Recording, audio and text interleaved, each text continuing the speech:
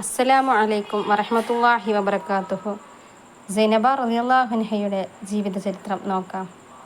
ആദ്യമായിട്ട് കാണുന്ന കൂട്ടുകാർ സബ്സ്ക്രൈബ് ചെയ്ത് സപ്പോർട്ട് ചെയ്യണേ. ഉസൈമത്ത് ബിൻ ഹാരിസ് ബിൻ അബ്ദുല്ലാഹി ബിൻ ഉമർ റളിയല്ലാഹു അൻഹുവിൻ്റെയും ഔഫിൻ്റെ പുത്രി ഹിന്ദിൻ്റെയും മകളായി നബുവത്തിൻ്റെ 14 വർഷങ്ങൾക്ക് മുമ്പാണ് സൈനബ് ബിൻത്ത് ഹുസൈൻ റളിയല്ലാഹു അൻഹയുടെ ജനനം. ആദ്യ ഭർത്താവ് തുഫൈലു ബിൻ ഹാരിസ മരണപ്പെട്ടപ്പോൾ സഹോദരൻ ഉബൈദ് ബിൻ ഹാരിസ ബീവിയെ വിവാഹം കഴിച്ചു. അദ്ദേഹം ബദർ യുദ്ധത്തിൽ ഷഹീദായി. ശേഷം അബ്ദുല്ലാഹി ബിൻ ജഹ്ഷ് മഹദിയെ വിവാഹം ചെയ്തു. അദ്ദേഹവും ഉഹദ് യുദ്ധത്തിലും ഷഹീദായി. ചെറുപ്പത്തിലെ ത്യാഗമനസ്ഥിതിയും ഔദാര്യശീലവും സൈനബ് റളിയല്ലാഹു അൻഹയുടെ മുഖമുദ്രയാണ്. ഇല്ലാത്തവരെ തേടിപ്പിടിച്ച് നൽകാനും ദരിദ്രരെ സൽക്കരിക്കാനും അവർക്ക് വല്ലാത്ത ആവേശമായിരുന്നു. പാവപ്പെട്ടവന്റെ വിശപ്പടക്കാൻ കുഴച്ചു വെച്ച മാവ് പോലും ദാനം ചെയ്യുന്ന ചര്യയാണ് സൈനബ് റളിയല്ലാഹു അൻഹയ്ക്ക്.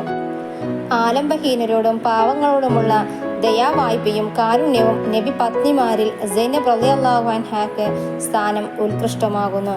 ഖുറൈശികളല്ലാത്തവരിൽ നിന്ന് നബി വിവാഹം ചെയ്യുന്ന ആദ്യ വനിതയാണ് അവർ.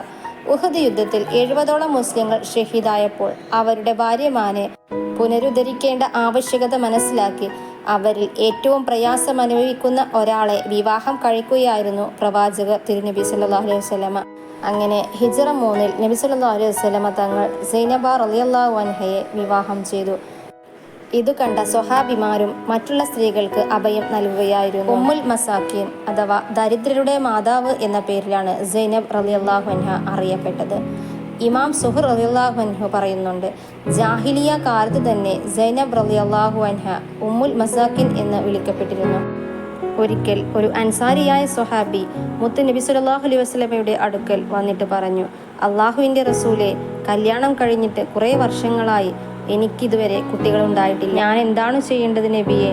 അള്ളാഹുവിൻ്റെ റസൂൽ പറഞ്ഞു, കഴിയുന്നത്ര ഇസ്തിഗ്ഫാർ ചൊല്ലുക, അസ്തഗ്ഫിറുല്ലാഹൽ അളീം എന്ന് അധികരിപ്പിക്കുക. രണ്ടാമതായി നീ ധാരാളം സ്വതക്ക ചെയ്യുക. അദ്ദേഹം നബി സല്ലല്ലാഹു അലൈഹി വസല്ലമ പറഞ്ഞത് അനുസരിച്ചു. ധാരാളം ഇസ്തിഗ്ഫാർ ചൊല്ലി ദാനധർമ്മങ്ങൾ അധികരിപ്പിച്ചു. അദ്ദേഹത്തിന് 9 ആൺമക്കളുണ്ടായി. അദ്ദേഹത്തിന് വളരെയധികം സന്തോഷവുമായി. ഹിജ്റ 3 റബീഉൽ ആഖിറിൽ മഹദി തൻ്റെ 30-ാം വയസ്സിൽ വഫാത്തായി. ജന്നത്തുൽ ബഖീഇലാണ് മഹദി അവരുടെ മക്ബറ സ്ഥിതി ചെയ്യുന്നത്. റസൂൽ കരീം ജനാസ നിസ്കരിച്ച ഏക ഭാര്യയും മഹദി തന്നെയാണ്. ഖദീജ ബീവിയുടെ വഫാത്ത് സമയത്ത് ജനാസ നിസ്കാരം പ്രാബല്യത്തിലില്ലായിരുന്നു. സൈനബ ബീവിയുടെ ജനാസ ഖബറിലേക്ക് എടുത്തു വെച്ചതും മുത്തുനബി സല്ലല്ലാഹു അലൈഹി വസല്ലമ തന്നെ. വലിയ മഹത്വമുള്ള ഉമ്മയാണ് അവർ. നബിയുടെ ഭാര്യമാരിൽ ആദ്യമായി ജന്നത്തുൽ ബഖീഇൽ മറവ് ചെയ്യപ്പെട്ട ഉമ്മയാണ് ബീവി സൈനബ റളിയല്ലാഹു അൻഹ. അല്ലാഹു തആല ആ മഹദിയോടൊപ്പം നാം ഏവരെയും അവൻ്റെ ജന്നാത്തുൽ ഫിർദൗസിൽ ഒരുമിച്ച് കൂട്ടട്ടെ. ആമീൻ ആമീൻ ബിറഹ്മതിക യാ അർഹമർ റഹീമീൻ. അസ്സലാമു അലൈക്കും വറഹ്മത്തുള്ളാഹി വബറകാതുഹു. Thank you for watching.